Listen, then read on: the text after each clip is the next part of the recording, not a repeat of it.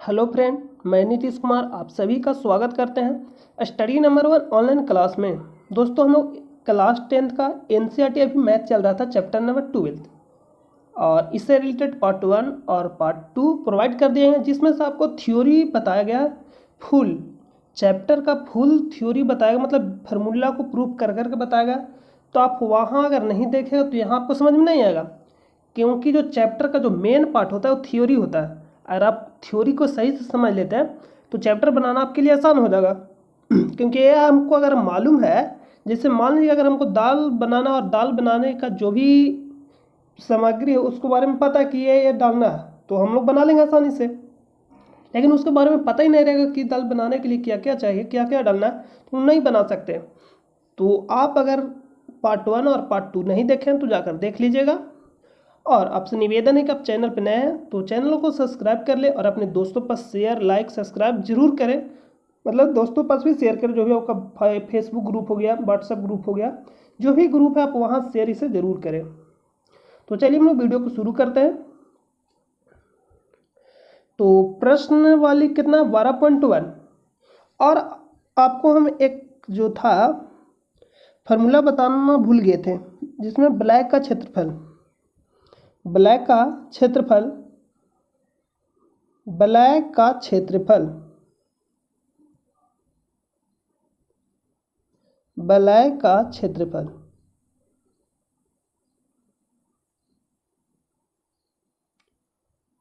Black का क्षेत्रफल कहने का मतलब है, जिसको बोलते हैं रिंग इंग्लिश में। ब्लैक का क्षेत्रफल कहने का मतलब सेकेंद्रीय वृत्त, आप जानते होंगे सेकेंद्रीय वृत्त कहने का मतलब वृत्त के अंदर वृत्त। जैसे में मान लीजिए वृत्त के अंदर वृत्त, उसी को हम लोग बोलते हैं वृत्त के जब अंदर वृत्त हुआ तो उसको क्या बोले, मान लीजिए वृत्त है और इसके अंदर एक और वृत्त, मान लीजिए वृत्त बनाए और इसको ले जाकर यहाँ डाल दिए तो क्या हो जाएगा, वृत्त के अंदर वृत्त। इसी को हम लोग क्या बोलते हैं, ब्लैक का क्षेत्रफल। ये हो गया। और ब्लैक का क्षेत्रफल कहने का मतलब जो ये जो ग्रीन कलर से वो कर रहे हैं, ये जो पूरा कलर होगा, यही सी भाग को आपको क्षेत्रफल निकालना है, यही क्या हो जाएगा, ब्लैक का क्षेत्रफल हो जाएगा। तो जैसे मैं आपको वृत्त बताए थे, मान लीजिए कि बड़ा वृत्त है, तो बड़ा वृत्त है तो बड़ा वृत्त का मान लीजिए त्रिज्या r हो गया, यहाँ से मान लीजिए त्रिज्या r हो गया, और ये जो वृत्त हो गया, ये जो वृत्त हो गया इसका त्रिज्या छोटा r हो गया। तो इसमें मान लेते हैं कि केंद्र है, दोनों का केंद्र एक ही हुआ क्योंकि एक ही केंद्र में बनाया गया, तो इसका त्रिज्या छोटा r हो जाएगा और इसका त्रिज्या बड़ा r हो जाएगा।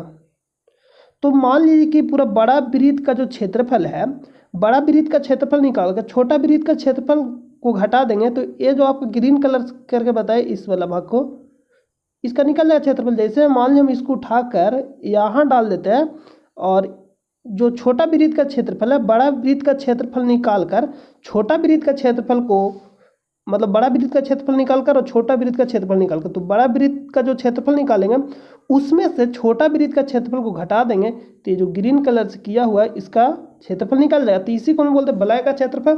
तो कोई नया फार्मूला नहीं है, जो वृत्त का सूत्र है उसी से निकल जाएगा, लेकिन ब्लैक का क्षेत्रफल पूछ लेता तो ब्लैक का जो क्षेत्रफल हो जाएगा पाई बड़ा आर का स्क्वायर पाई छोटा आर का स्क्वायर। तो पाई से पाई कॉमन ले सकते हैं, तो बड़ा आर का स्क्वायर माइनस छोटा आर का स्क्वायर इतना भी लिख सकते हैं, या हम लोग इसको तोड़कर इतना भी लिख सकते हैं। एक बार इतना लिखेंगे और एक बार प्लस में लिखेंगे, क्योंकि ए स्क्वायर माइनस बी स्क्वायर का जो सूत्र होता है एक बार माइनस में होता है, एक बार प्लस में, या एक बार प्लस में भी बोल सकते हैं, एक बार माइनस में। ए स्क्वायर माइनस बी स्क्वायर का जो सूत्र होता है ए माइनस बी इंटू ए प्लस बी, तो इस तरह से हम लोग क्या लिख सकते हैं, उतना लिख सकते हैं। तो ये कोई नया सूत्र नहीं है, वृत्त का सूत्र मालूम है तो वृत्त का सूत्र से भी बना सकते हैं। ये कोई इंपॉर्टेंट है आपके लिए क्योंकि इसका यूज ज़्यादा होगा। तो चलिए प्रश्न को शुरू करते हैं। प्रश्न नंबर सबसे पहला प्रश्न है, लिख रहा है कि जब तक अन्यथा न कहा जाए पाई बराबर 22/7 का ही प्रयोग कीजिए। मतलब प्रश्न में जब तक आपको दिया नहीं जाए या कहा नहीं जाए कि आपको पाई बराबर इतना प्रयोग करना, तब तक आप क्या करना है, आपको 22 साथ ही प्रयोग करना पाई के स्थान पे। तो चलिए हम प्रश्न को शुरू करते हैं। तो लिख रहा है कि दो और आप, सबसे पहले वीडियो शुरू होने से पहले आप अपने पास किताब जरूर रखिएगा और प्रश्न को एक बार खुद से पढ़ लीजिएगा, उसके बाद आप प्रश्नों को बनाना शुरू करिएगा। तो लिख रहा है कि दो वृत्तों की त्रिज्याएं क्रमशः 19 सेंटीमीटर और 9 सेंटीमीटर है। उस वृत्त की त्रिज्या ज्ञात कीजिए जिसकी परिधि इन दोनों वृत्तों की परिधि के योग के बराबर है। तो दोनों वृत्त के परिधि के योग के बराबर, मान लीजिए कि दो वृत्त है, एक वृत्त हो गया, तो इसका जो त्रिज्या है मान लीजिए कि छोटा वृत्त है, तो छोटा वृत्त का त्रिज्या हो जाएगा 9 सेंटीमीटर, और एक वृत्त है ये जो मान लेते हैं बड़ा वृत्त है, ये मान लीजिए कि बड़ा वृत्त हो गया, तो इसका जो त्रिज्या हो जाएगा कितना हो जाएगा 19 सेंटीमीटर। तो इससे दोनों से मिलाकर जो एक वृत्त बनाया जा रहा है, मान लीजिए कि दोनों से मिलाकर एक वृत्त बनाया जा रहा है, एक वृत्त बनाया जा रहा है, दोनों से मिलाकर एक वृत्त बनाया जा रहा है जो मान लीजिए कि ए वृत्त है, तो दोनों से मिलाकर बन रहा तो बड़ा होगा, तो ए वाला वृत्त को बनाया जा रहा है, तो मिलाकर दोनों को वृत्त से जो बनाया जा रहा है, तो इसका जो परिधि होगा, दोनों वृत्त को जो परिधि को जब मिलाएंगे तो बड़े वृत्त का जो परिधि होगा उस वृत्त के परिधि के बराबर होगा। लिख रहा है प्रश्न में कि दो वृत्तों की त्रिज्या क्रमशः 19 सेंटीमीटर और 9 सेंटीमीटर, उस वृत्त की त्रिज्या ज्ञात कीजिए जिसकी परिधि इन दोनों वृत्तों की परिधि के योग के बराबर हो। प्रश्न में ही बोल रहा, तो हमने लिखेंगे नए लिख रहा उस वृत्त के परिधि ज्ञात कीजिए, त्रिज्या ज्ञात कीजिए जिसकी परिधि इन दोनों वृत्तों के परिधि के योग के बराबर हो। तो नए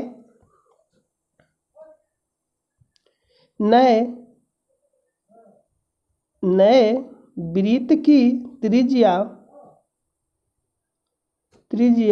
r है। त्रिज्या क्या r है, नए वृत्त की त्रिज्या क्या है r है, और छोटे वृत्त की त्रिज्या छोटे वृत्त की त्रिज्या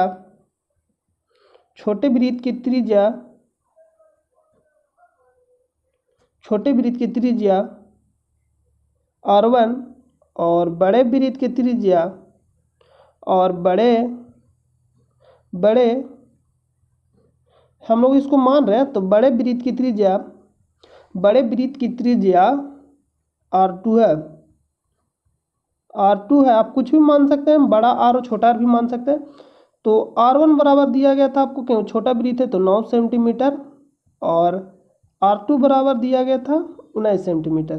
r2 बराबर क्या दिया गया था 19 सेंटीमीटर, और r हमको निकालना है जो बड़े वृत्त के जो नए वृत्त का त्रिज्या उसको निकालना, नए वृत्त का त्रिज्या निकालना है। तो यहाँ लिखेंगे नए वृत्त की परिधि बराबर बड़े वृत्त के परिधि प्लस छोटे वृत्त के परिधि। तो बड़े वृत्त के परिधि माने तो बड़े वृत्त का जो परिधि होता है, परिधि जो होता है कितना होता है 2πr, तो 2πr बड़े वृत्त को माने r2, और छोटा वृत्त का जो परिधि होगा 2πr1।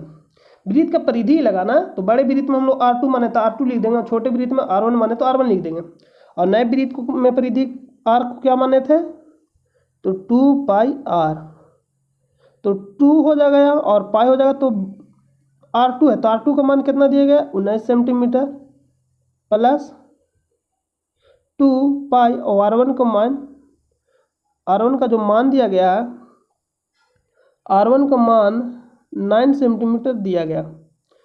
तो इसको हम लोग कैलकुलेशन करें तो यहाँ से हो जाएगा 2πr, और यहाँ से 2π कॉमन मिल जाएगा, और यहाँ से हो जाएगा 19 सेंटीमीटर, और यहाँ से 9 सेंटीमीटर।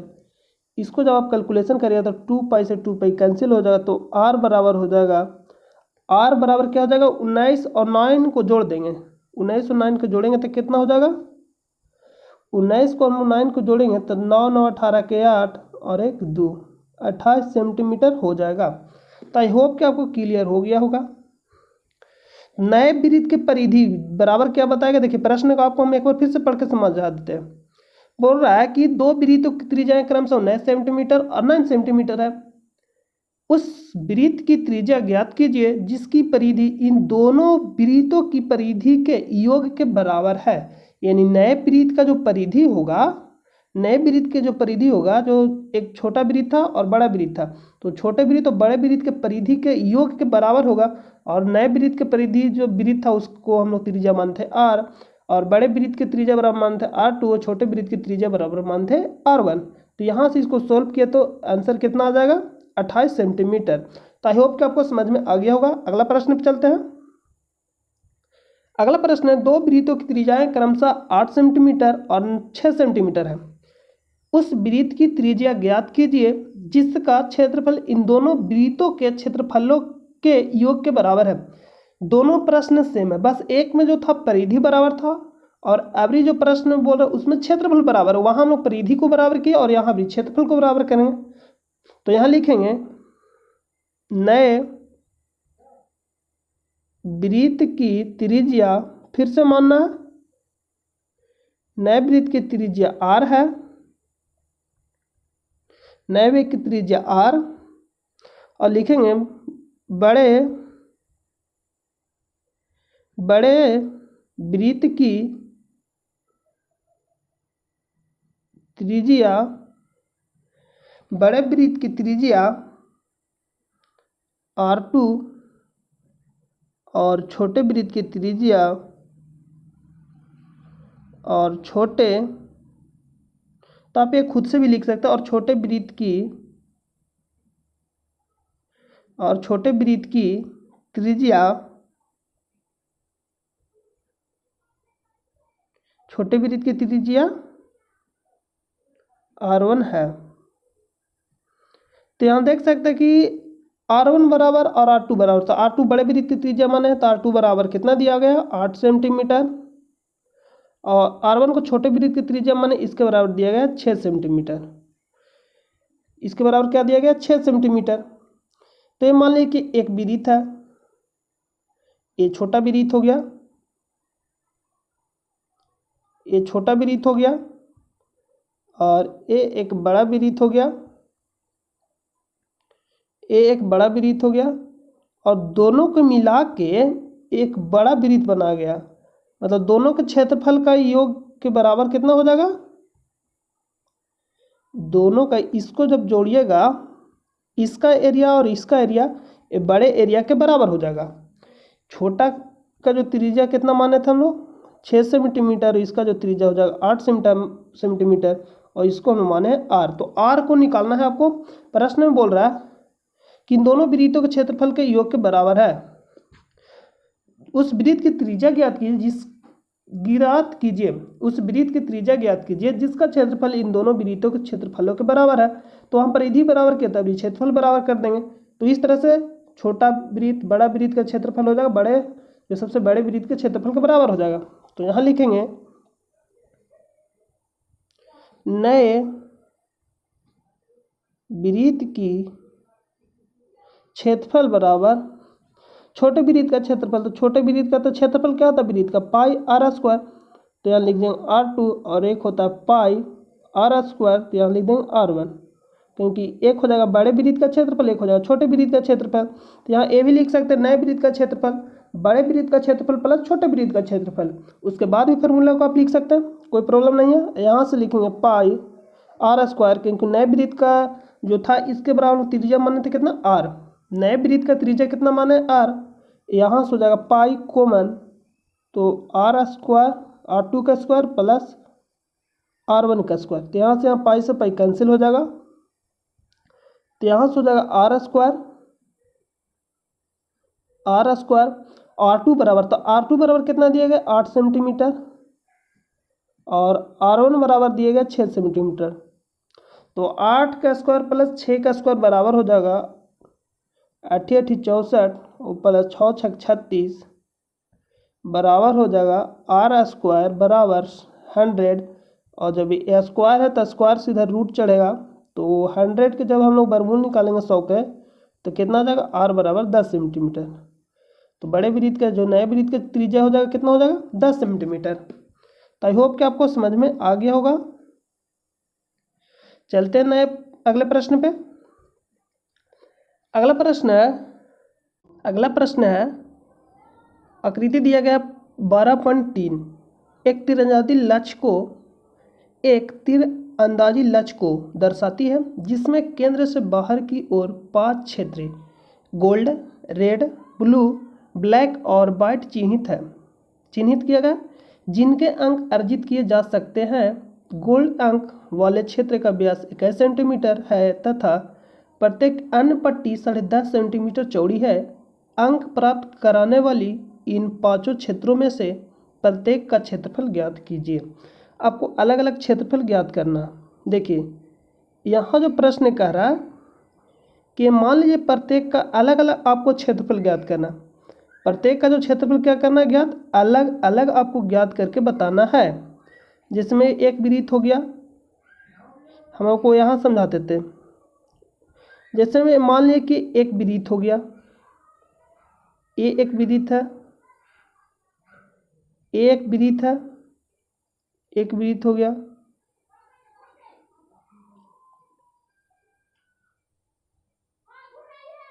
एक वृत्त हो गया, दो वृत्त हो गया,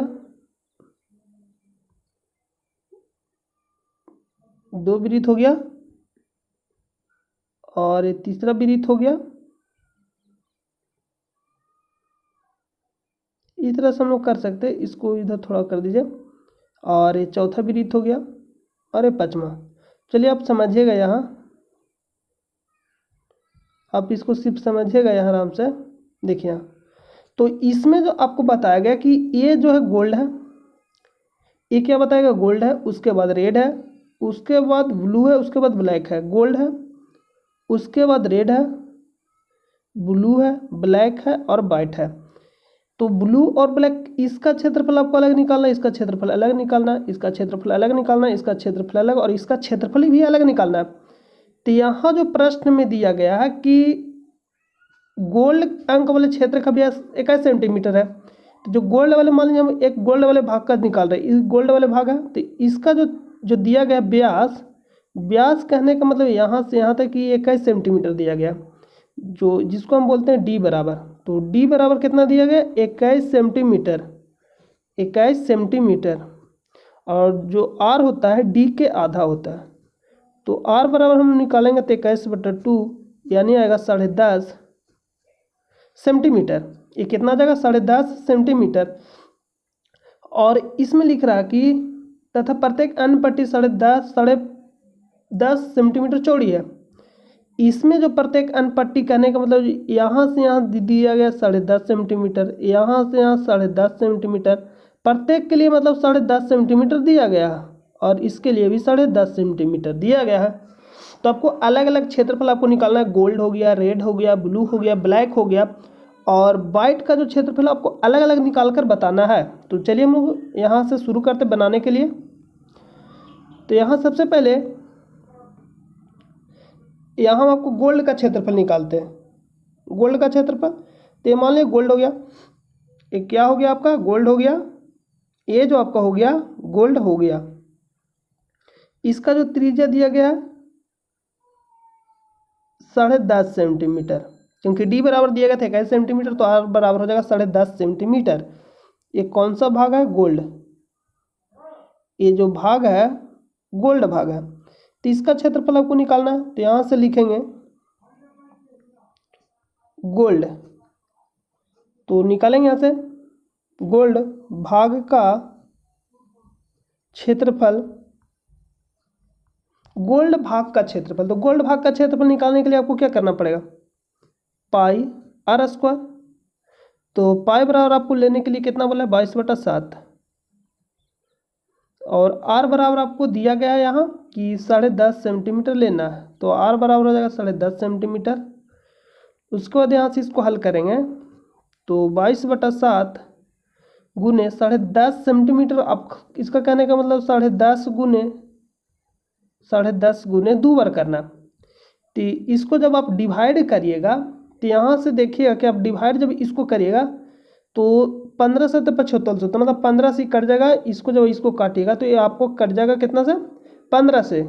15 कहने का मतलब है 1.5 बार में ए कट जाएगा। 10.5 कितना बार में कटेगा? 1.5 बार में। तो इसको जब गुना करिए 22 गुने 1.5 10.5, तो इसको जो गुना करने पे आंसर आएगा कितना आएगा? 346.5 सेंटीमीटर स्क्वायर। आप यहाँ से खुद से भी गुना कर लीजिएगा, इतना तो गुना कर ही लेंगे, तो आप इतना गुना कर लीजिएगा। अगला हम लोग समझते हैं। अगला जो भाग है कौन सा भाग है? रेड। तो रेड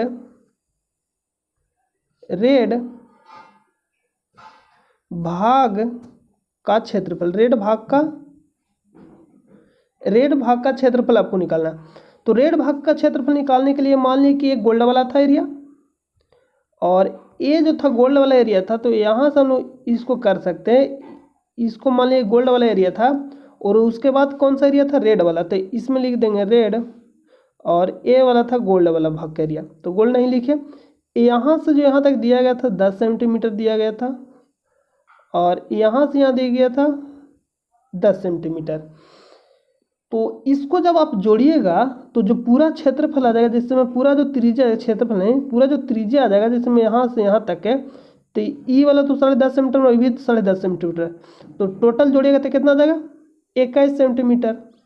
टोटल जब जोड़िएगा तो बड़ा वाला जो विरीत हो जाएगा उसका कितना आ जाएगा एरिया? 21 सेंटीमीटर। लेकिन जो आपको क्षेत्रफल जो निकालना, सिर्फ इस वाले भाग का क्षेत्रफल निकालना, इस वाले भाग का। तो इस वाले भाग का क्षेत्रफल निकालने के लिए बड़ा वाला वृत्त में से ये छोटा जो गोल्ड वाला एरिया है उसको हम लोग घटा लेंगे, तो कौन सा आ जाएगा? रेड वाला एरिया आ जाएगा।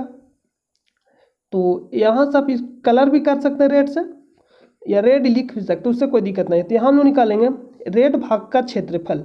तो रेड भाग का क्षेत्रफल निकालने के लिए आपको क्या करना पड़ेगा कि बड़े वृत्त में से जो गोल्ड वाला एरिया है, यहाँ से आप देख सकते हैं, इसमें भी समझ सकते हैं, यहाँ से आपको आसानी से समझ में कि इस वाले जो एरिया जो पूरा है उसको हम लोग जब घटा देंगे तो कौन सा जाएगा? रेड ये जो भाग है वो वाला भाग का बच जाएगा। अभी आपको ब्लैक का जब बता रहे थे सूत्र, तो वहाँ आपको समझाए थे। तो इसको हम लिख सकते हैं रेड भाग का क्षेत्रफल। तो रेड भाग का क्षेत्रफल निकालने के लिए आपको क्या करना पड़ेगा? Pi R square minus pi R square. हम जो मान लीजिए बाहरी वृत्त या बाहरी त्रिज्या का लिख दीजिएगा, बाहरी त्रिज्या बराबर हो जाएगा 21 सेंटीमीटर, और आंतरिक त्रिज्या बराबर 10.5 सेंटीमीटर, ये भी लिख सकते हैं। तो हम बड़ा आर और छोटा आर मान लिए, तो बड़ा आर बराबर कितना दिया गया? 21 सेंटीमीटर। बड़ा आर बराबर दिया गया 21 सेंटीमीटर, तो पाई से पाई कॉमन लिख सकते हैं। तो 21 सेंटीमीटर दिया गया, तो 21 का स्क्वायर माइनस छोटा आर दिया गया 10.5 सेंटीमीटर, तो 10.5 का स्क्वायर हो जाएगा। यहाँ हम लोग इतना कर सकते हैं। उसके बाद आपको क्या करना? पाई कॉमन रहने देना। देखिए ए स्क्वायर माइनस बी स्क्वायर, तभी बलाई का क्षेत्रफल बताया, तो एक बार हम लोग इसी को लिख सकते हैं माइनस में, और इसी को एक बार लिख सकते हैं प्लस में। तो 21 प्लस 10.5, एक बार इसी को माइनस में लिखना, एक बार इसी को प्लस में लिखना, और पाई बराबर कितना यूज करना? 22/7। जब इसको जब आप घटाइएगा 21 में से 10.5 तो आएगा 10.5 ही आएगा, और इसको जब आप घटाइएगा और इसको जब आप जोड़िएगा तो कितना आ जाएगा?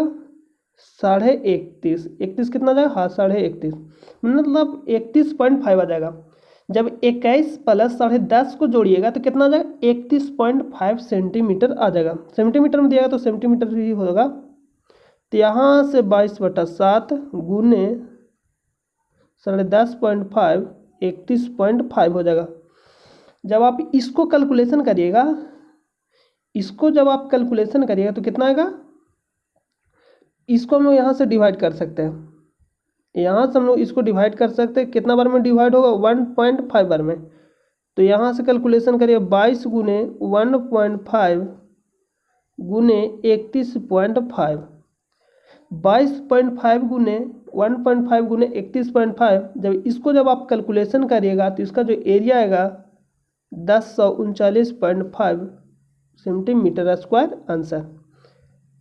अगला भाग का क्षेत्रफल निकालते हैं। अगला कौन सा भाग? अगला भाग है जो ब्लू भाग। आई होप कि आप अपने पास किताब रखे होंगे। ब्लू भाग का क्षेत्रफल, ब्लू भाग का क्षेत्रफल। तो ब्लू भाग का क्षेत्रफल निकालने के लिए आपको क्या करना है? बस सिंपल फंडा है, बस वही। ये गोल्ड वाला एरिया हो गया, ये कौन सा एरिया हो गया? गोल्ड वाला। ए जो हो गया रेड वाला, और ए जो हो गया ब्लू वाला। तो ब्लू वाला भाग का क्षेत्रफल निकालने के लिए आपको क्या करना पड़ेगा, ब्लू वाला भाग का क्षेत्रफल निकालने के लिए आपको जो करना पड़ेगा वो ये है, ए मान लीजिए कि ब्लू वाला भाग का क्षेत्रफल है, ए कौन सा भाग है, ब्लू वाला भाग का क्षेत्रफल है ए वाला, ब्लू भाग का क्षेत्रफल है और ए रेड और ए गोल्ड। तो यहाँ से दिया गया था कि प्रत्येक ये जो रिंग है इसका जो इसका कितना 10.5 सेंटीमीटर है।